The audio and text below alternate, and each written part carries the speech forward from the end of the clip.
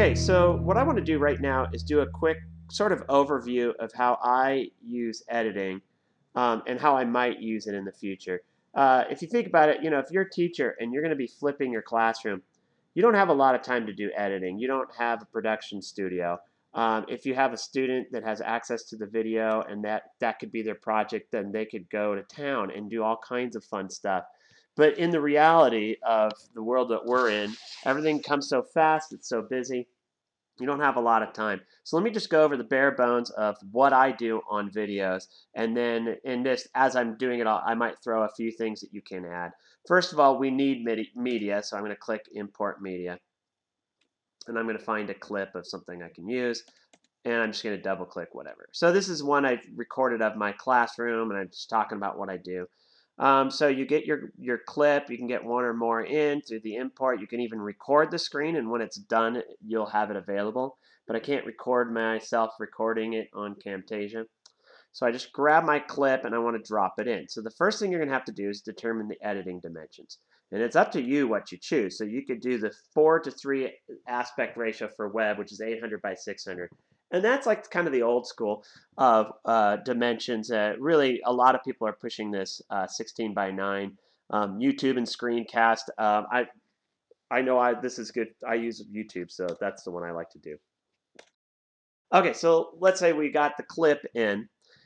You may need to do edits to it, but before you do, let's just say you did a really good job recording it. And I'll be honest, when I get going and I'm busy, if I record my demonstrations right, where I pause at the right time, and I keep my video within range, I'm aiming for no longer than 10 minutes. If I keep it 10 minutes or under, and I know it was a pretty decent take, I'm not even going to do any edits. All I really want to do is get a title on it and then render it. So let me show you how I do it. So first thing, it's under More, and it's Captions. So this is what I've been doing since I started. Okay, caption. You get your caption. You can change your font up here. I haven't even done that. I just do the caption I have. So you can add one caption here, or you could do like your project. So let's say we're going to do, in web design, I have a Bootstrap unit, Bootstrap layouts. So I'm doing stuff with Twitter Bootstrap, showing my advanced students how they could take it and use it for their projects. And then I could do like part 1. And then on the next one, I could add the next caption. And then when I do the next caption, it's going to happen right after making awesome stuff. Okay, whatever. So you see how it drops these two captions inside one after the other. And so I usually try not to do more than 2. In fact, sometimes I can just fit it all into one, in which case it's best to do it that way. And but if it has to drop down a second level, you might decide that it's better just to have it as 2 separate captions. It's up to you. Okay, so I got that, and if that's all I need to do, I'm ready to render. So I'll show you that in just a moment. So this I'd say a good number of my videos are just that simple because I got to get it done and out of the way. But this is not a perfect world, and so there's always going to be times where I might have a big section where I'm trying to work on something. And I just get stuck, or I do the wrong thing, or a student interrupts me, there's an announcement, I'm too close to the end of the period and the bell rings. Any number of things can go wrong, and when that happens, you might need to get rid of part of your video. So if that's what you need to do, what you can do is, you see this is the scrubber. You've got the green is the left-hand side of an edit, so let's say I wanted to cut that part out. And then let's say I'm going to use this whole section here. One of the things I want to point out is that in order to do this, you really got to look at the sound file. So what I like to do is, usually when I'm doing general rough edits, I go here, but a lot of times I need to zoom in. So actually that's more than I needed to zoom in. Let me zoom out a little bit. So as long as you see the little, these little sound files, you just go to a spot where it drops, and it should be pretty seamless. And when you're ready, I just do cut. If you cut it, you'll have it available for pasting somewhere else. So sometimes I'll actually cut one piece out, and then I might, like I have a perfect example, I have a 20-minute video. That's just too long to have as one video. So you find a good stopping point in the middle, and you cut the right-hand side of it. save your project, open a new one, and do that. So let me show you how I might do that. So let's say I decided this video is too long, and I found there's a good stopping point. Right here, I go from one item to the next. So I get it where I want it. I go out here, and if I can't see the end of my video, now I zoom out. Okay, so now I can see the end of the video clip. So I go out to the end, and I choose cut. So I can save this project right here. So I can save this one, give it a name, yo. So I'm just going to save it. Now that's saved, and it's going to tell me here about I have to produce your project. I know that, so I just click OK. So now I'm going to do a new project, and I can do new, and just paste. Control V, pastes. Got to set the dimensions again. So go back there, reset that, and click OK. And then now, let's say I want to really work on the first video, not the second one. So I just save this one, and I'll save this one as Yo Part 2. Since it's a new one, I just put Yo Part 2. And yeah. I'm going to click the Do Not Show This again because I don't need to see it. Okay, so now I've got two different projects. So I'm going to go to my recent projects. I'm going to get Yo.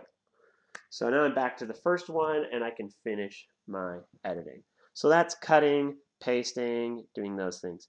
The other thing I like to do a lot of times, and I'm going to get another clip bin to do this. Okay, so here's my video, and in it I'm talking about how I'm editing a video for programming. And we got to get to a spot where we can see programming code or whatever. Well, let's take a look at this one, for example. So I'm doing a little demo here on, guess what, Camtasia. So, so that's raw footage I'm going to use for another video part. And I really want to focus in on this window right here. So what I need to do is go to Zoom and Pan. Zoom and Pan. And this is very common because I teach web design and programming, and a lot of times we need to zoom in on code because you can't read it, you can't see it, and you need to basically highlight it. So then you grab these windows, and then you can adjust them. And let's say we do it like that. And now we've zoomed in on it, and there's an art to it. One thing I will point out is that here's the little zoom thing. So there's a couple things we could do. We could edit that. We could double click, and then it gives us some editing here. I never use that actually, honestly. So I'm going to go back to Zoom and Pan. But one thing you can do is you could stretch it out. So you could do a slow zoom. And so you can watch that, how that goes. Do you want your video to be? I've already decided, hey, let's get the best quality. So there you go. Wow. See, what do you know? Okay, so that's how you can do the zoom. And the other nice thing is we can move that out. So we can move it any location we want. Now, if you don't like it, you just right-click and you can delete it. Okay, zoom, very important. Cutting it, pasting it, captions. At this point, let's just talk about rendering. So now I'm going to produce and share. Now, share to screencast. Screencast is the tool that goes with Camtasia. I don't use it. I really think at this point Vimeo or YouTube, and I use YouTube because at our school district we have they've unblocked that for our students. So let's say I'm going to do it, but I could do share to YouTube, but I think I need an account for that. And before I had the account set up, I would go to this one called Vimeo Optimized. So I'll just quickly show you the settings that I do.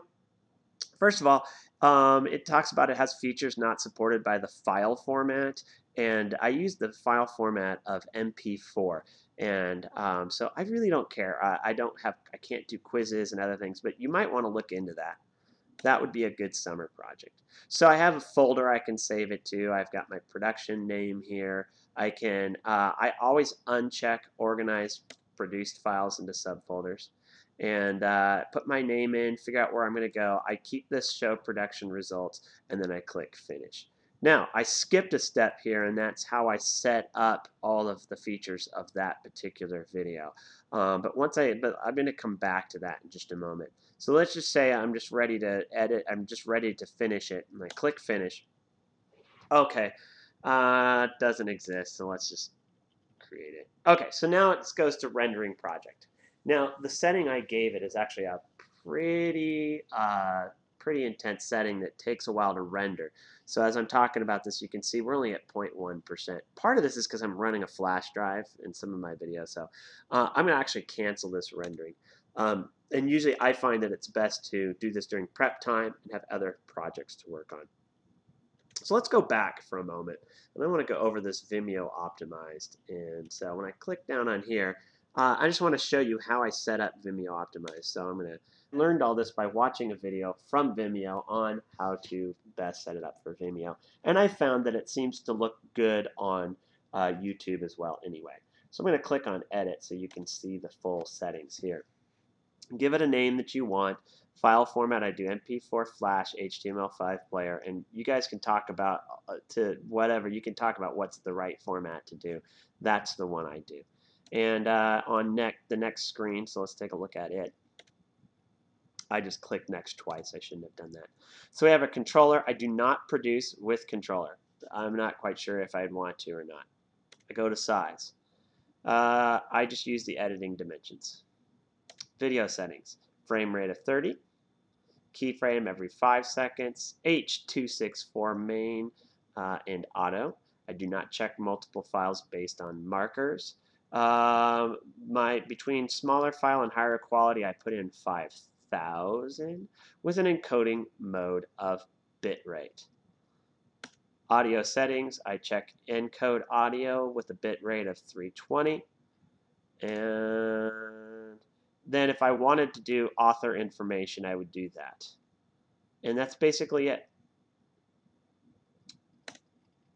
And there we go. So at this point, that's Vimeo optimized.